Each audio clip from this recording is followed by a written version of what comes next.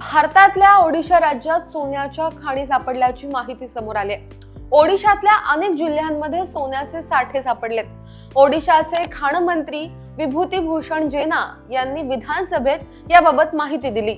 सुंदरगड, नबरंगपूर, अंगुल आणि कोरापुट जिल्ह्यांमध्ये सोन्याचे मोठे साठे सापडलेत। याशिवाय मलकानगिरी, संबलपूर आणि बौद्ध जिल्ह्यांमध्येही सोनं आढळण्याची शक्यता जास्त आहे। या शोधांमुळे ओडिशाला भारतातल्या सर्वात श्रीमंत खनिज प्रदेशांच्या यादीत आता पुढचं स्थान मिळणार आहे। मयूरभंज जिल्ह्यात जशीपूर, सूर्यागुडा, रुआंसी, इदेलकुचा, मरेहिदी, सुलेपत आणि बदामपहर यासारख्या अनेक ठिकाणांचा सुद्धा या यादीत सहभाग आहे।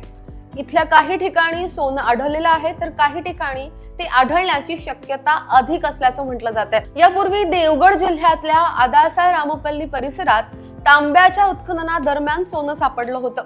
केओझार जिल्ह्यातल्या गोपूर, गाझीपूर, मनकडचुआन, सालेकाना आणि दिमिरीमुंडा या भागातही आता सोन्याचा शोध घ्यायला सुरुवात झालेली आहे। ओडिशा सरकार देवगड जिल्ह्यातल्या पहिल्या सोन्याच्या खाण ब्लॉकचा लिलाव करण्याच्या सुद्धा तयारीत आहे। त्यामुळे ओडिशा राज्याच्या खाण क्षेत्राला मोठी चालना मिळणार आहे। सोनं काढण्याची व्यवहार्यता निश्चित करण्यासाठी भारतीय भूगर्भीय सर्वेक्षण आणि ओडिशा मायनिंग कॉर्पोरेशन या नवीन ठिकाणांची तपासणी करत आहे। त्यामुळे ओडिशात अशा आणखीन खाणी सापडण्याची शक्यता सुद्धा आता आणखीन वाढली आहे। या साऱ्यावरती तुमचं म्हणणं काय?